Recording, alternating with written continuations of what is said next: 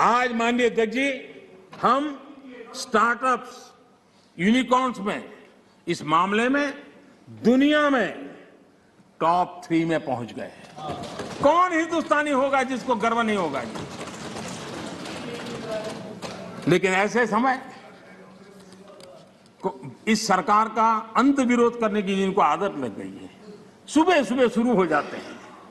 और यहां मैंने देखा, हमारे अधीर रंजन जी कह रहे थे, क्या रखा है मोदी मोदी मोदी मोदी करते रहते हो, है यही कर रहे थे। हाँ, साहब लोग मोदी मोदी मोदी बोल रहे हैं, आप क्यों बोल रहे हैं?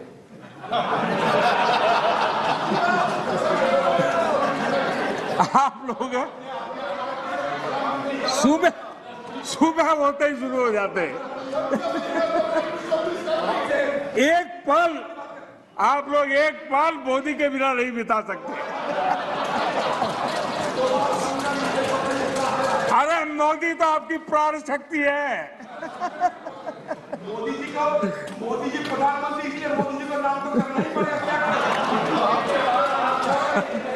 अध्यक्ष जी, मैंने तो किसी का नाम नहीं दिया।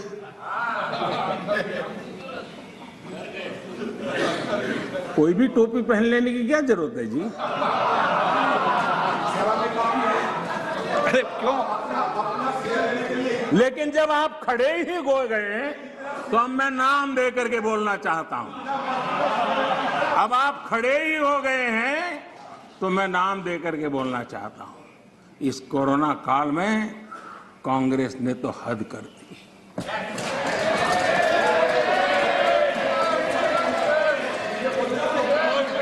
पहली लहर के दौरान मौका दूंगा आपको, प्लीज।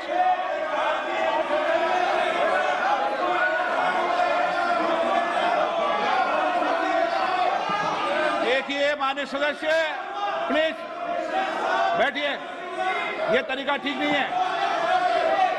आपको मैंने पर्याप्त, प्लीज बैठिए, please please please please please. माननीय अध्यक्ष जी, अभी तो मैंने सिर्फ इतना का हद कर दी। अध्यक्ष जी, सवाल चुनाव नतीजों का नहीं है, सवाल उन लोगों की नीयत का है, उनकी नेक दिली का है कि इतने बड़े लोकतंत्र में इतने साल तक शासन में रहने के बाद देश की जनता हमेशा हमेशा के लिए उनको क्यों नकार रही है। और जहां भी ठीक से लोगों ने राह पकड़ ली, दोबारा आपको प्रवेश करने नहीं दिया है। इतना सारा होने के बावजूद भी हम तो एक चुनाव हार जाए ना, महीनों तक न जाने इकोसिस्टम क्या क्या करती है। इतना सारा पराजय होने के बावजूद भी न आपका अहंकार जाता है, न आपकी इकोसिस्टम आपके अहंकार को जाने देती है।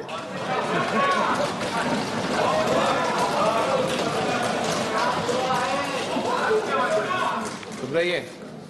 इस बार अधीर रंजन जी बहुत सारे शेर सुना रहे थे।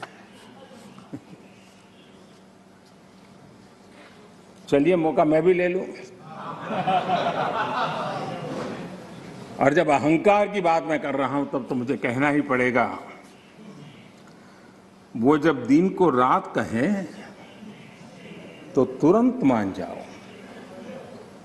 वो जब दिन को रात कहें तो तुरंत मान जाओ, नहीं मानोगे तो वो दिन में नकाब ओढ़ लेंगे। 2 करोड़ की जरूरत हुई, रोजगार की बारे में बात कीजिए। जरूरत हुई, प्लीज आप, जरूरत हुई तो हकीकत को थोड़ा बहुत मरोड़ लेंगे। वो मगरूर है, खुद की समझ पर बेइंतहा। उन्हें आईना मत दिखाइयो, इन्हें आईना मत दिखाओ, वो आईने को भी तोड़ देंगे। अगर आप जमीन से जुड़े हुए होते, अगर आप जनता के बीच में रहते होते, तो जरूर ये चीजें नजर आती, दिखाई देता। लेकिन दुर्भाग्य ये है कि आप में से बहुत लोग ऐसे हैं जिनके सुई कांटा 2014 में अटका हुआ है और उससे वो बाहर ही निकल नहीं पाते हैं, और उसका नतीजा भी आपको भुगतना पड़ा है। आपने जो अपने आप को एक ऐसी मानसिक अवस्था में बांध के रखा है, देश की जनता आपको पहचान गई है। कुछ लोग पहले पहचान गए, कुछ लोग देर से पहचान रहे, और कुछ लोग आने वाले समय में पहचानने वाले हैं। अब देखिए, आप जब इतना सारा लंबा उपदेश देते हैं तब भूल जाते हैं 50 साल तक कभी आपने भी देश में यहां बैठने का सौभाग्य प्राप्त किया था। और क्या कारण है कि आप सोच नहीं पाते।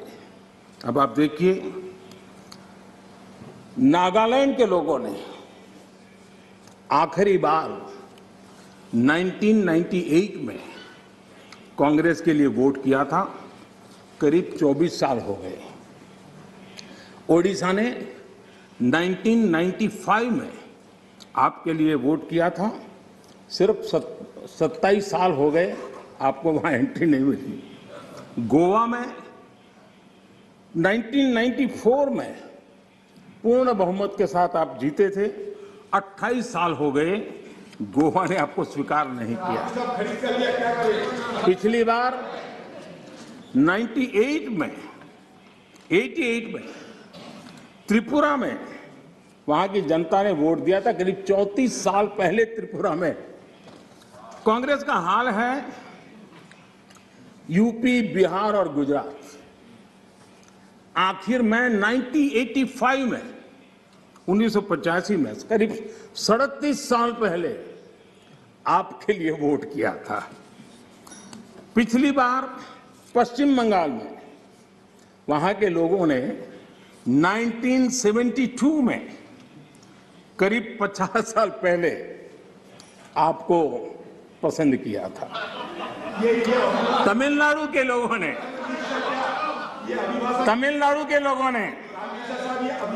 प्लीज तमिलनाडु, मैं इसके लिए सहमत हूं। कागज लेके बाद में बोल लेना। अगर आप उस मर्यादा का पालन करते और इस जगह का उपयोग न करते, और बड़ा दुर्भाग्य है देश का कि सदन जैसी पवित्र जगह देश के लिए काम आनी चाहिए, उसको दल के लिए काम में लेने का जो प्रयास हो रहा है, और उसके कारण जवाब देना हमारी मजबूरी बन जाती है। जवाब देना हमारी मजबूरी बन जाती है।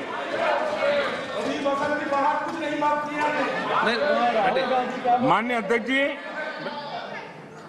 अध्यक्ष जी, तमिलनाडु आखिर में 1962 में, यानी करीब 60 साल पहले आपको मौका मिला था। तेलंगाना बनाने का श्रेय लेते हैं, लेकिन तेलंगाना बनने के बाद भी वहां की जनता ने आपको स्वीकार नहीं किया। झारखंड का जन्म हुआ, 20 साल हो गए, पूर्ण रूप से कांग्रेस को स्वीकारते नहीं है, पिछले दरवाजे से वो घुसने का प्रयास करते हैं। माननीय